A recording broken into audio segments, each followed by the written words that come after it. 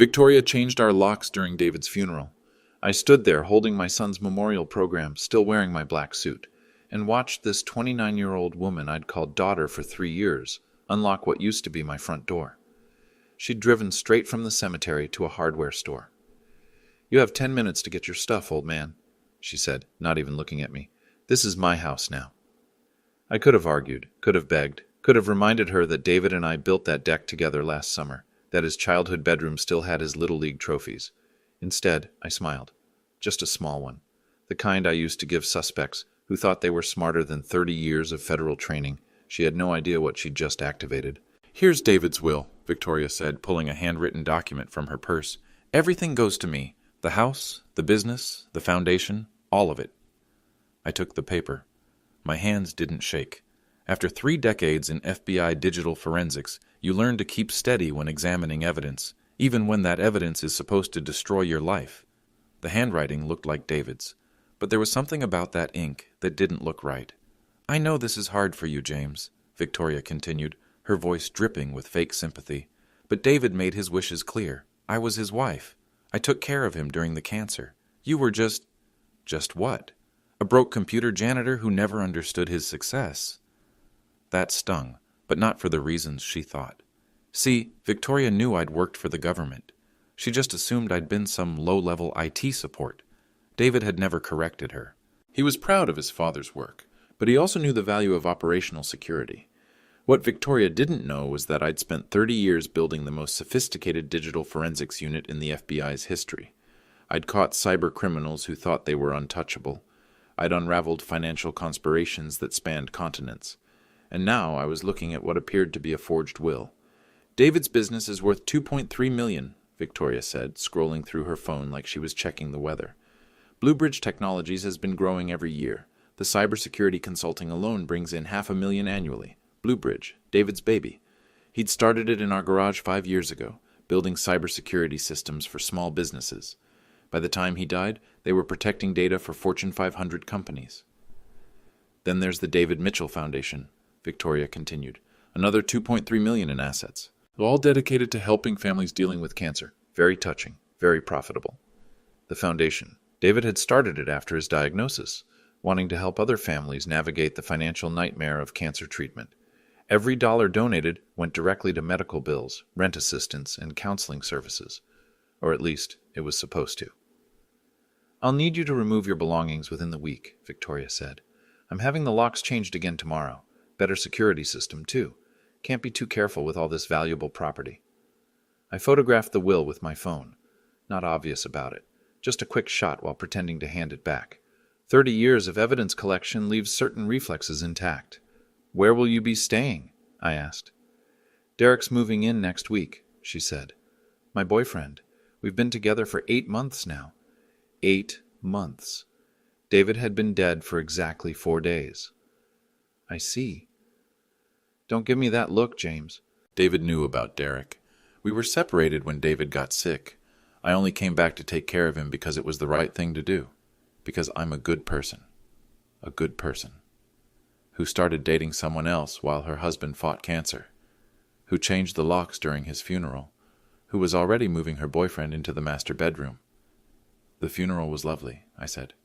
"It was expensive," Victoria replied. $47,000. Good thing the foundation can cover memorial expenses. David would have wanted the best. 47,000 for a service that should have cost maybe 15.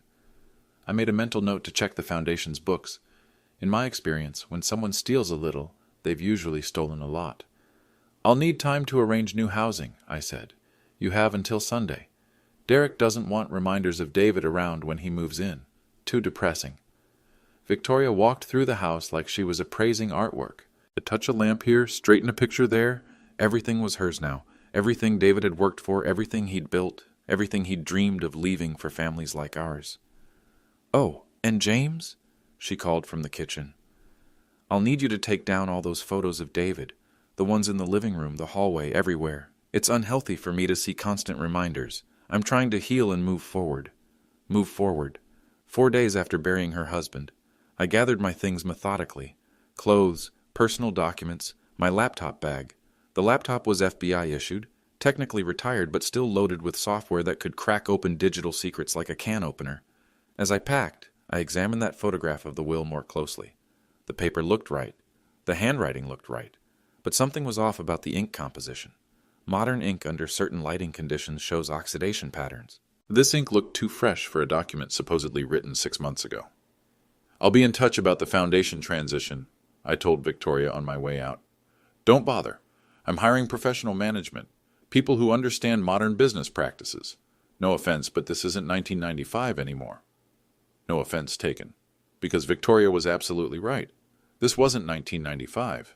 In 1995, digital forensics was barely a field. Computer crimes were investigated by detectives who thought RAM was a male sheep. Financial fraud was tracked through paper trails that could be shredded and burned. But this was 2024. Every transaction left digital fingerprints. Every document carried metadata. Every lie created data inconsistencies that could be tracked, analyzed, and proven. Victoria thought she was dealing with a grieving old man who didn't understand her modern world. She was about to learn that I'd helped build it. Victoria called me 3 days later. "James, we need to talk." I was sitting in my temporary apartment, a modest place I'd rented month to month near downtown Charlotte. My laptop was open, displaying the preliminary analysis I'd been running on that will photograph. "Good morning, Victoria."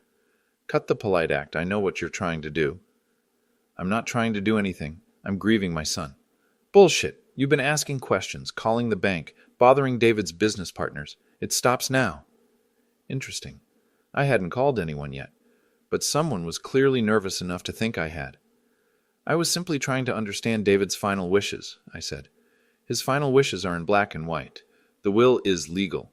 I had it probated yesterday. Everything is mine, and if you keep harassing people with your conspiracy theories, I'll file a restraining order." Conspiracy theories. Don't play dumb. You think I forged that will. You think I'm some kind of criminal. You think your precious son couldn't possibly have left everything to his wife instead of his pathetic father? The venom in her voice was remarkable. 3 days ago she'd played the grieving widow. Now the mask was slipping. "Victoria, I just want to make sure David's foundation continues helping families in need." "The foundation is fine. Better than fine.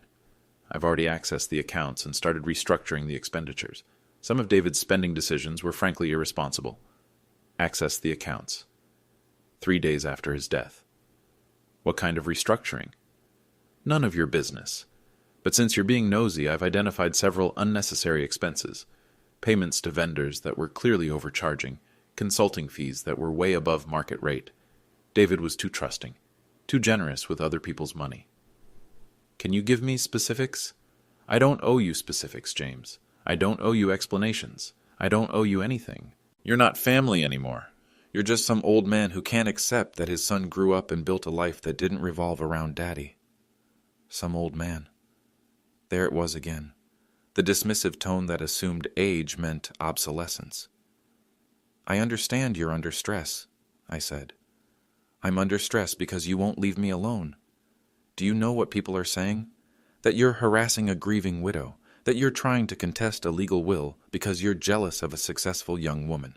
That you're just another bitter old man who can't stand seeing his daughter-in-law succeed. People were saying that, were they? 3 days after the funeral, and Victoria was already managing public opinion. I'm not trying to cause problems.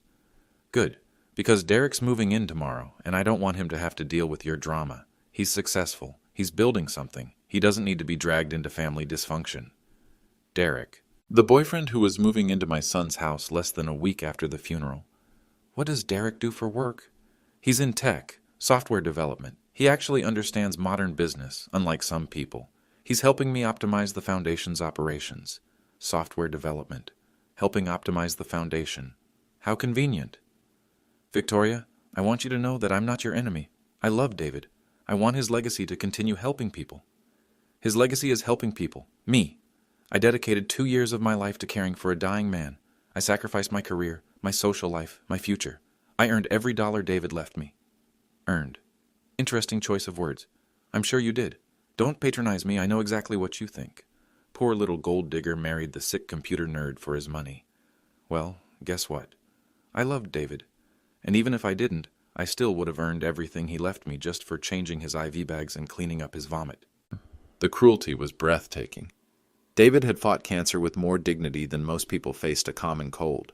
He'd never complained, never felt sorry for himself, never stopped working to help other families even as his own body failed him. I'm sure David appreciated your care. He did. That's why he left me everything. That's why he wrote that will. That's why he made sure his father wouldn't get a single dollar. She was lying. David would never have cut me out entirely. But more importantly, she was confirming details about the will that I hadn't asked about. I should let you go, I said. I'm sure you have a lot to handle. I do, including a very expensive house to maintain and a foundation to run properly. For the first time in years, that money will actually go to people who deserve it. People who deserve it. The foundation had always helped families dealing with cancer. But Victoria's definition of deserving might be different from David's. Take care of yourself, Victoria. I will. And James, this is your last warning. Stay away from David's business. Stay away from the foundation. Stay away from me. You have no legal standing, no claim to anything, and no right to interfere with David's final wishes. She hung up. I sat back and reviewed what I'd learned. Victoria was defensive about the will.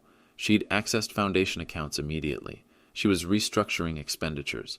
She had a software developer boyfriend helping her optimize operations, and she'd mentioned something interesting. She said David wrote the will. Not that he had it prepared, not that he signed it, that he wrote it. Handwritten wills are legal in North Carolina, but they're also much easier to forge. I opened my laptop and began examining that photograph more carefully.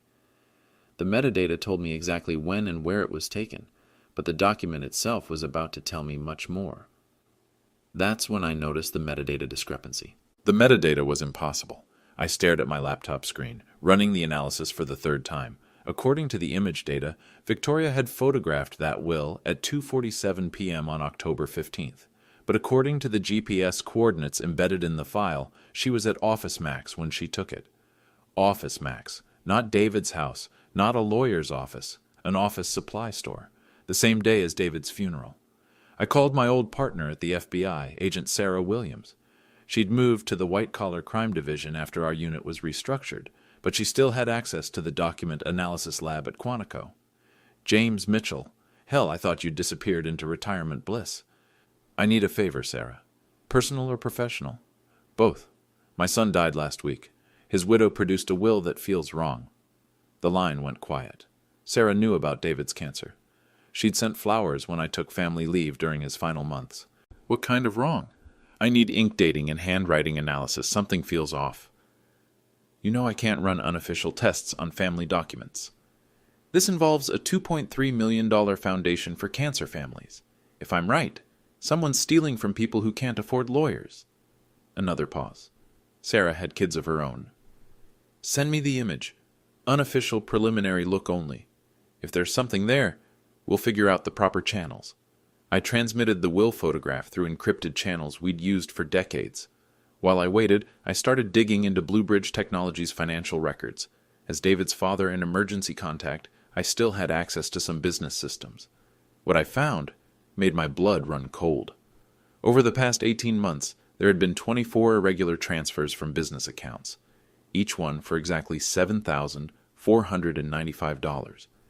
Each one coded as consulting fees or contract payments. Each one authorized by Victoria Bennett Mitchell using her power of attorney. $7,495, just under the $7,500 threshold that triggers automatic federal reporting for cash transactions. Someone knew exactly how to steal money without attracting attention. My phone buzzed. Sarah.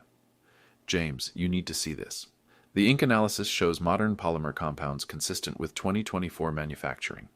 The document you photographed was written within the last 30 days. The will is dated 6 months ago.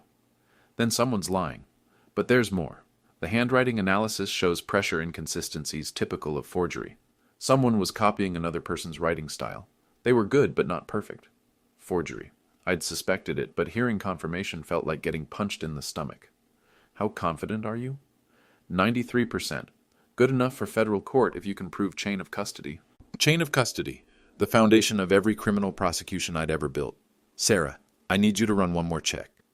Financial transaction analysis for suspicious patterns. I'm transmitting account numbers now. Jesus, James, how deep does this go? I'm about to find out. After hanging up, I drove to downtown Charlotte and parked across from the Hilton where Victoria was hosting a charity gala announcement. According to social media, she was unveiling plans for the David Mitchell Foundation's expansion. I watched through my car window as she posed for photographers in a $15,000 Hermes Birkin handbag and an $8,500 Cartier Santos watch. Both recent purchases, according to her Instagram posts. Expensive accessories for a grieving widow on a dead husband's budget. My phone rang. Sarah again. The pattern analysis is damning. 24 transactions over 18 months, all just under federal reporting thresholds. Total amount stolen, $180,000. This is textbook embezzlement, James. $180,000. Stolen from families fighting cancer. There's more, Sarah continued. The authorization codes show the transfers were made from 3 different IP addresses. 2 from the hospital where your son was treated, and 1 from a residential address. Can you trace the residential address? Already did. It's registered to Victoria Bennett, apartment 4B at 847 Providence Road. 847 Providence Road. I knew that address. It was an upscale complex where rent started at $4,000 a month. Sarah, I need to ask you something unofficial. Shoot. If someone was planning to liquidate a foundation entirely, how would they do it legally? Depends on the foundation structure. If it's a private foundation with a single board member, they could vote to dissolve and transfer assets to another qualified charity. Or to themselves if they structured the paperwork correctly. How long would that take? If they had all the documentation in order, maybe 2 weeks. 2 weeks. Victoria had already been restructuring expenditures for 3 days. I made my decision right there in that parking lot, watching my son's widow celebrate her inheritance while wearing stolen money. Enough. Time to show her what 30 years of federal training looked like. I spent the next week building a case file that would make federal prosecutors weep with joy. Every transaction Victoria had made left digital fingerprints. Every lie she'd told created data inconsistencies. Every theft she'd committed generated an electronic trail that pointed directly back to her manicured fingers. The woman who called me a broke computer janitor had no idea she was stealing from someone who'd helped design the very systems tracking her crimes. First, I traced the IP addresses. The hospital transactions were easy to explain. Victoria had legitimate access to foundation accounts while managing David's care. But the third address, 847 Providence Road, told a different story. Victoria had been accessing foundation funds from her personal apartment for 8 months, long before David's death, long before she had any legal authority to touch that money. I cross-referenced those access times with Victoria's social media posts. On March 15th, she'd transferred $7,400 at 11:23 p.m. while posting Instagram stories from a luxury spa weekend in Asheville. On June 8th, she'd moved another $74.95 while photographing dinner at a $200 per person restaurant. Each theft documented in real time by her own social media addiction.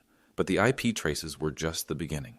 I pulled security camera footage from First National Bank, where Victoria had been making cash deposits from her embezzlement. North Carolina requires banks to preserve security footage for 18 months, and my federal credentials still carried weight with security directors. The footage was devastating. 24 separate deposits, each for exactly $74.95 in cash. Victoria's face was clearly visible in every frame. She'd even signed deposit slips with her own name. The woman was either incredibly arrogant or incredibly stupid, probably both. Next, I analyzed the foundation's expenditure patterns. David had been meticulous about documentation. Every dollar spent required receipts, vendor contracts, and beneficiary verification.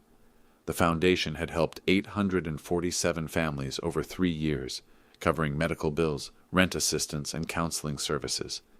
But Victoria's optimized operations showed a different pattern. In the 3 weeks since David's death, she'd approved payments to several new vendors, companies with generic names like Consulting Solutions LLC and Administrative Services Group.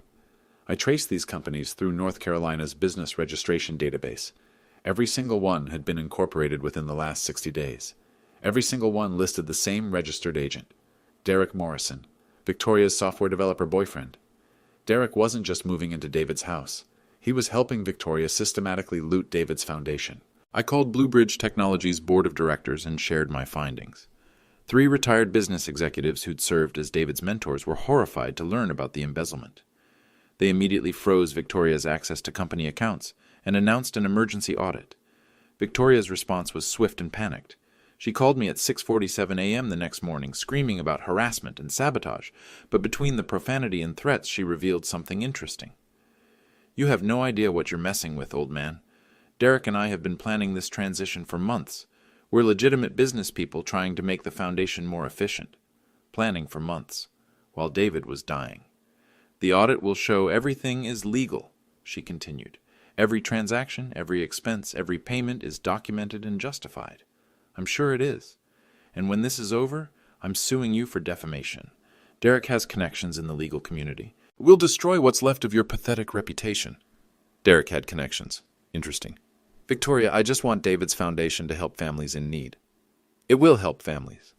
The right families. Families that actually deserve assistance instead of freeloaders looking for handouts. The right families." Victoria was planning to change the foundation's mission entirely. After hanging up, I continued building my evidence file. Bank records, security footage, IP logs, social media posts, business registration documents, and metadata analysis. By the end of the week, I had 847 pages of documentation proving systematic embezzlement and conspiracy to commit fraud. But I needed one more piece, something that would make the case absolutely bulletproof. I drove to David's house, Victoria's house now, and parked across the street. At 3:15 p.m., a white BMW pulled into the driveway. Derek Morrison stepped out, carrying a laptop bag and what appeared to be financial documents. I photographed him entering the house with a telephoto lens. At 4:22 p.m., Derek and Victoria emerged together, walking to Derek's car while discussing something intensely. Victoria was carrying the same documents Derek had brought. They drove to PNC Bank on South Boulevard. I followed at a safe distance and watched Derek wait in the car while Victoria went inside. She emerged 23 minutes later, empty-handed. That evening, I checked the foundation's account activity. Another $74.95 had been transferred to Administrative Services Group at 4:45 p.m. The timing was perfect. Victoria had met with Derek, reviewed documents, gone to the bank, and immediately authorized another fraudulent payment. I had them dead to rights. But Victoria was about to make an even bigger mistake. According to her social media post, she was planning something special for the 1-month anniversary of David's death, a charity gala. A public celebration of the David Mitchell Foundation's new direction. 200 invited guests, local media coverage, a keynote speech by the grieving widow about continuing her late husband's legacy. Victoria was going to stand in front of Charlotte's business community and lie about stealing from cancer families, in front of witnesses, with media coverage, while I sat in the audience with 847 pages of evidence proving every word she said was fraud.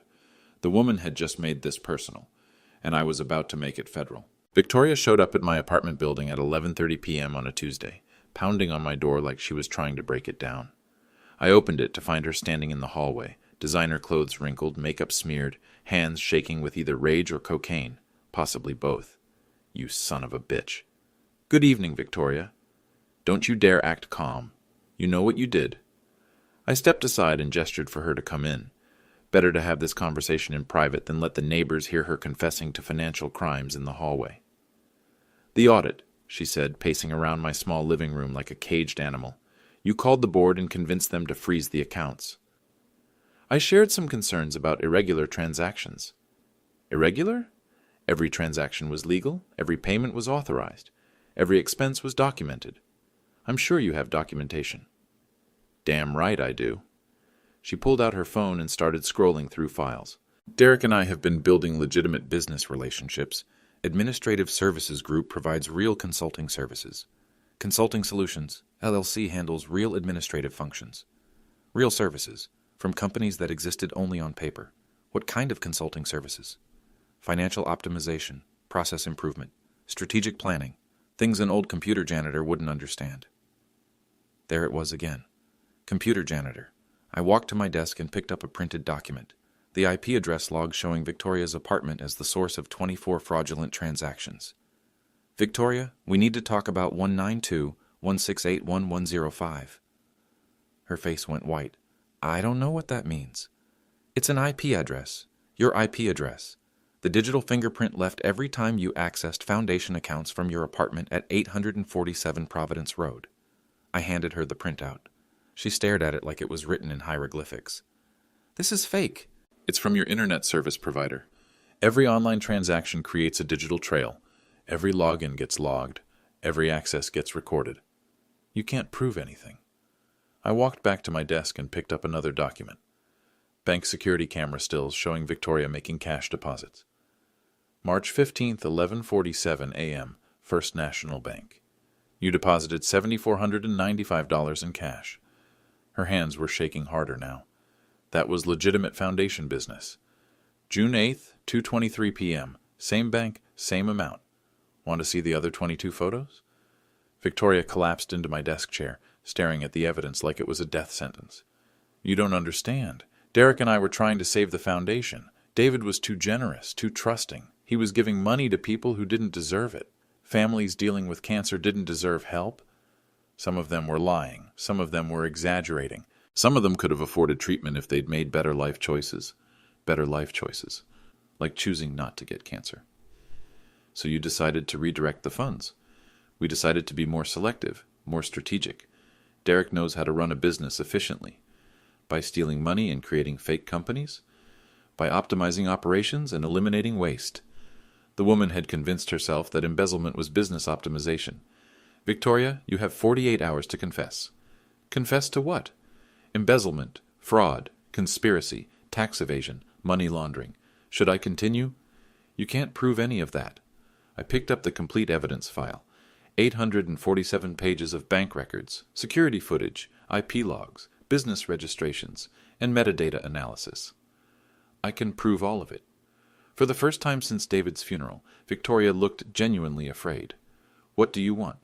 I want the foundation money returned. I want Derek's fake companies dissolved. I want you to resign from the board. And if I don't? Then this becomes a federal case, and Derek's connections in the legal community won't matter when FBI agents are putting handcuffs on both of you. Victoria stood up, smoothing her wrinkled dress with trembling hands. You have no idea who you're messing with, old man. Neither do you. She made her choice at 11:47 p.m. that night. Victoria launched her media campaign the next morning. By 8 a.m., she'd posted a tearful video on Facebook explaining how her jealous father-in-law was harassing her during her time of grief. By 10 a.m., she was giving an interview to WBTV about elder abuse and family dysfunction. By noon, she'd started a GoFundMe page for legal fees to protect a grieving widow from harassment. The performance was masterful. Designer tissues for the tears, professional lighting for the video, carefully chosen words that painted me as an unstable old man who couldn't accept his son's death. James Mitchell has been calling my bank, my business partners, my neighbors, she told the morning news anchor. He's convinced I'm some kind of criminal because he can't accept that David chose me over him. Chose me over him. The narrative was simple and effective. Bitter father versus devoted wife. Old money versus new love. Traditional family versus modern relationship. The comment section was brutal. This poor woman lost her husband and now has to deal with this. Typical boomer who can't handle a strong young woman. Father-in-law sounds jealous and controlling. She should get a restraining order. Victoria had done her homework. She knew that public opinion would side with a young widow over an elderly man. She knew that ageism was socially acceptable in ways that other prejudices weren't. She knew that people would assume the old guy was the problem. What Victoria didn't know was that her media blitz was creating new evidence. Every interview she gave, every statement she made, every detail she shared was being documented and analyzed.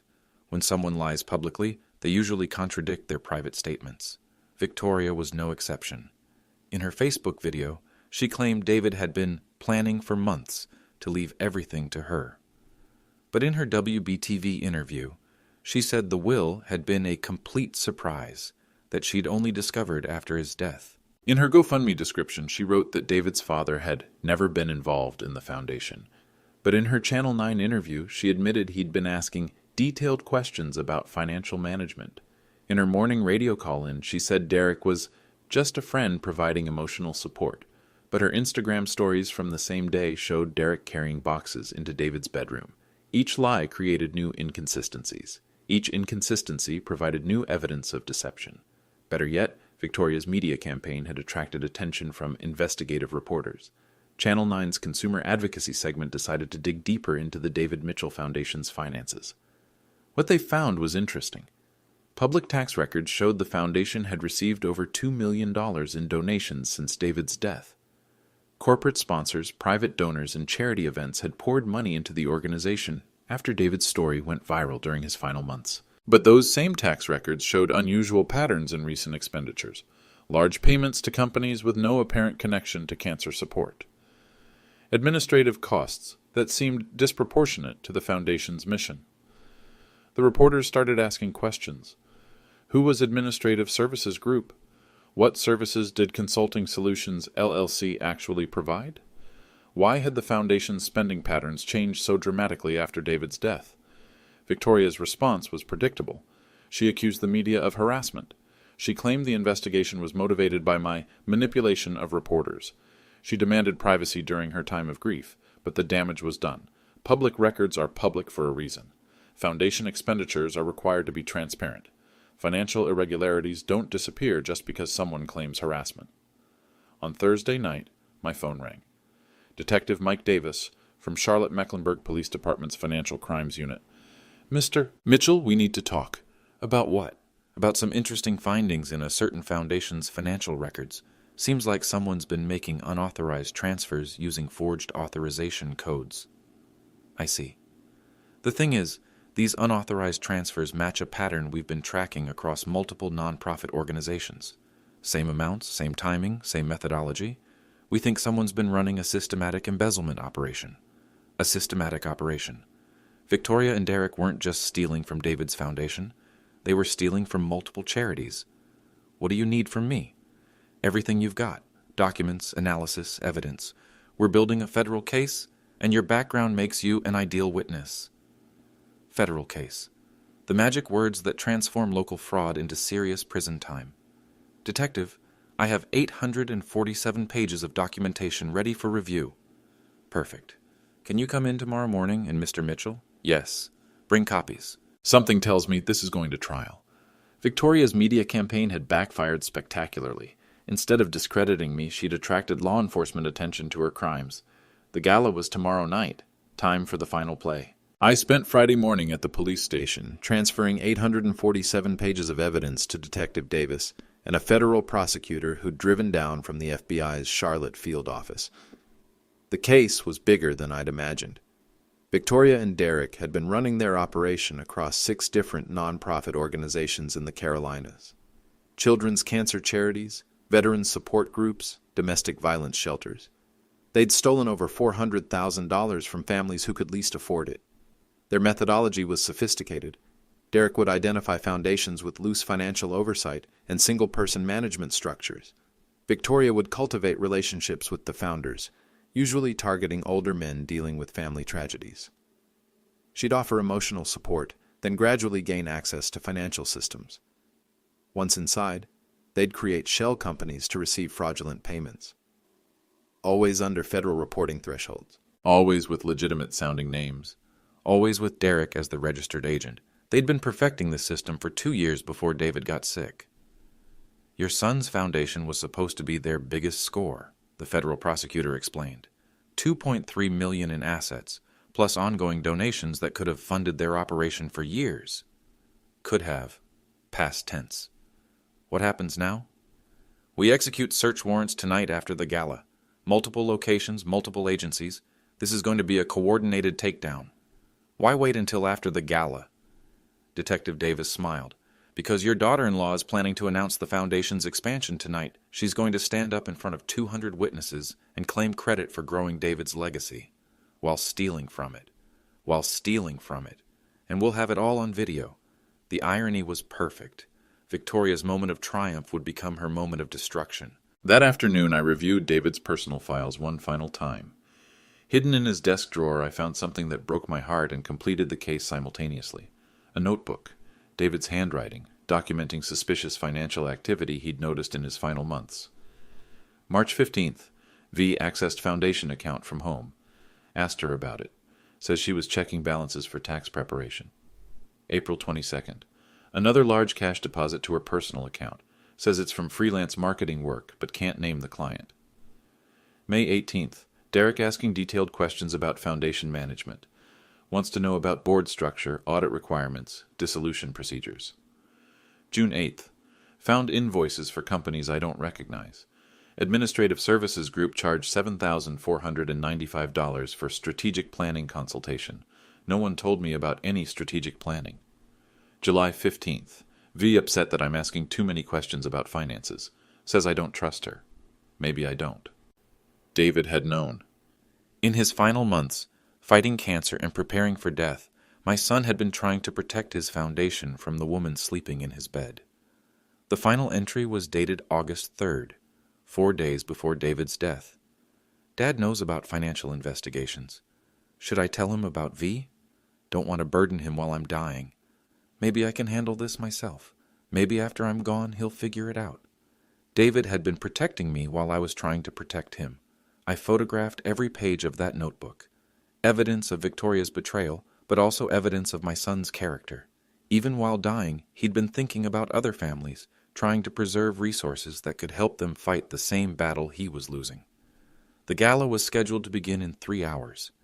Victoria would take the stage at 8 p.m. sharp, according to the evening's program. She'd announce the foundation's new direction, introduce Derek as her strategic partner, and reveal plans to expand their operations across the Southeast.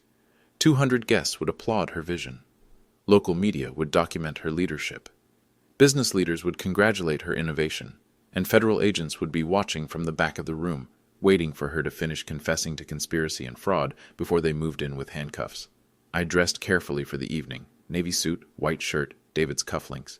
I wanted to look respectable when I testified about my son's character and his foundation's true mission.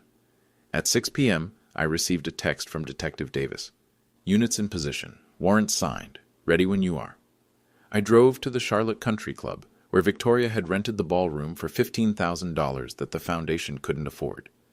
Valet parking that cost more per hour than most families spent on groceries. An open bar featuring premium liquors that David would never have approved, all paid for with money stolen from cancer patients. As I walked into the ballroom, I saw Victoria near the entrance, greeting guests in a $3,000 designer gown, and those same designer accessories she'd bought with embezzled funds. She saw me and smiled. Not a warm smile, a predator's smile. She thought she'd won. The gala was about to begin. The Charlotte Country Club ballroom buzzed with conversation as Charlotte's elite gathered to celebrate the David Mitchell Foundation's bright future. 200 guests in evening wear, local news cameras positioned strategically around the room, a projection screen displaying photos of David during his final months, when he was still trying to help other families while fighting his own battle.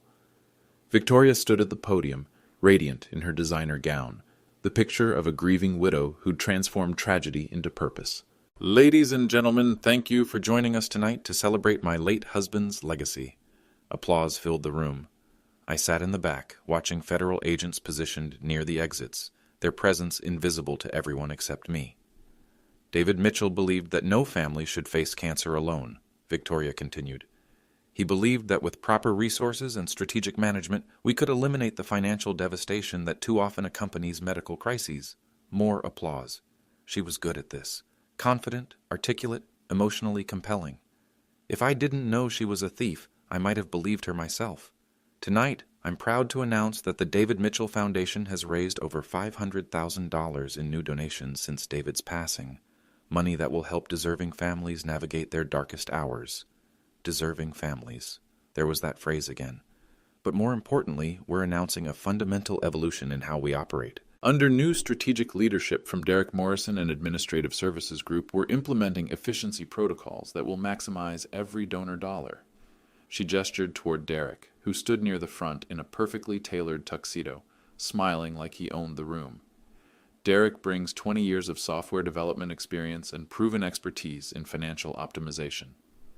Together, we've identified numerous areas where the foundation was, frankly, too generous with unverified claims. Unverified claims, like the medical bills from families dying of cancer. Moving forward, we'll require comprehensive documentation, independent verification, and strategic oversight for every expenditure. No more emotional decision-making. No more wasteful spending on families who haven't exhausted their own resources. The audience was eating it up. Business efficiency applied to charity work. Accountability and oversight, buzzwords that sounded responsible and modern. What they were really hearing was Victoria explain how she planned to deny help to families in crisis while stealing their donations. In the past 6 months alone, We've identified over $180,000 in questionable expenditures that would never have passed our new verification protocols. $180,000. The exact amount she'd embezzled. Victoria was standing in front of 200 witnesses and confessing to her crimes while claiming they were improvements. These funds have been redirected to legitimate consulting services, administrative oversight, and strategic planning initiatives that will ensure the Foundation's long-term sustainability. Redirected to Derek's shell companies. I stood up. The movement caught Victoria's attention. Her confident smile faltered for just a moment when she saw me. "Ladies and gentlemen," I said, my voice carrying clearly across the silent ballroom, "my name is James Mitchell. David was my son." Murmurs rippled through the crowd. This wasn't part of the program. "Miss Bennett has just confessed to embezzling $180,000 from families fighting cancer." The murmurs turned to gasps. "She's lying," Victoria said into the microphone. "This man has been harassing me for weeks, spreading conspiracy theories because he can't accept that David chose me over him." "I have evidence," I said, walking toward the front of the room. 847 pages of bank records, security footage, IP address logs, and business registration documents proving systematic fraud. "He's delusional," Victoria insisted. "Security, please remove this man." But security wasn't moving. They were too busy staring at Detective Davis and Agent Williams, who had just stepped forward, badges visible. "Miss Bennett," Detective Davis said, "we need to have a conversation."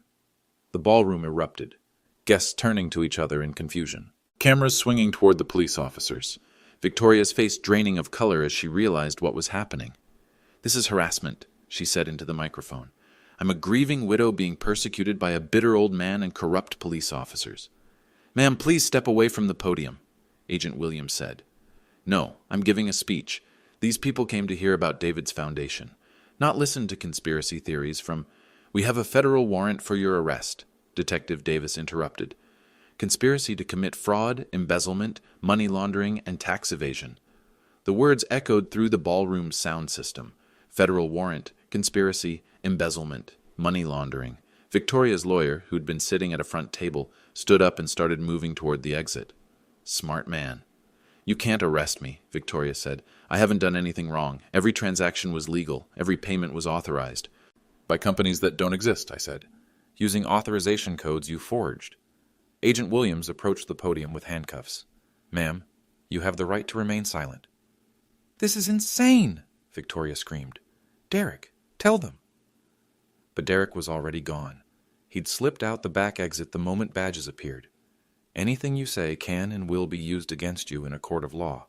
Victoria's composure finally cracked completely. The elegant widow disappeared, replaced by a panicked criminal who just realized her life was over. "You have no idea what you've done," she screamed at me.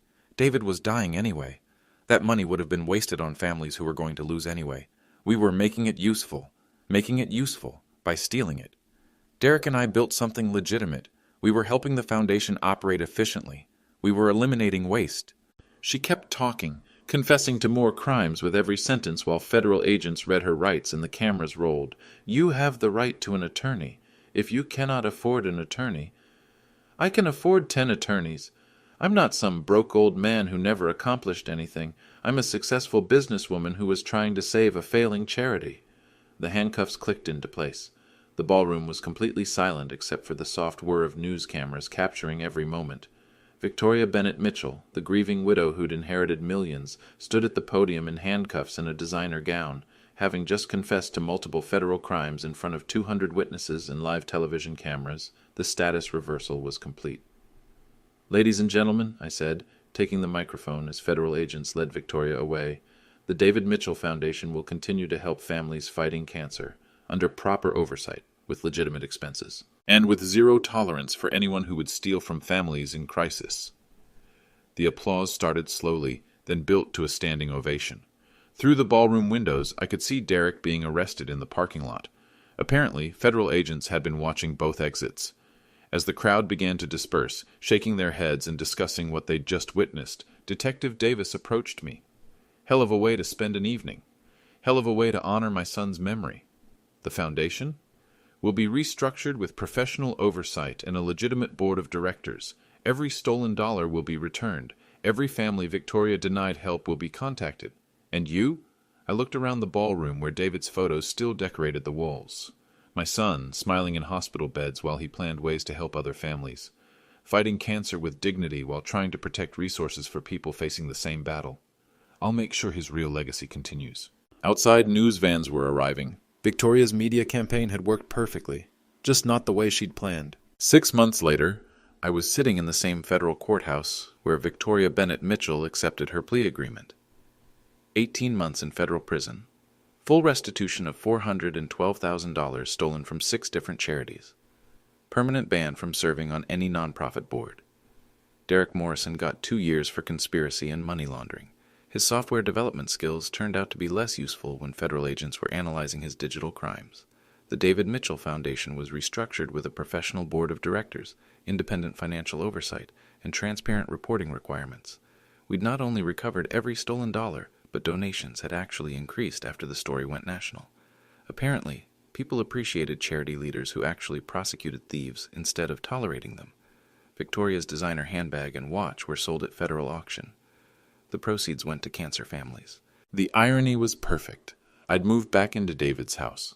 Victoria's boyfriend had abandoned the lease on her expensive apartment, and the property management company was happy to rent to someone who actually paid bills on time. The foundation's new offices were located where David's bedroom used to be. Every morning, I'd review applications from families facing cancer, approving legitimate medical expenses and rent assistance. Real oversight, real accountability, real help for people who needed it. The quiet ones, as it turned out, had built systems that thieves couldn't escape. But more importantly, we'd built something else. A foundation that actually honored David's memory instead of exploiting it. Resources that reached families instead of funding designer accessories. Hope for people fighting the same battle David had faced with such dignity. Last week, I received a letter from a mother in Asheville whose son was undergoing leukemia treatment. The foundation had covered 3 months of rent while her family focused on medical care instead of eviction notices. "Your son saved my son," she wrote. "Thank you for making sure his legacy survived." David's legacy had survived.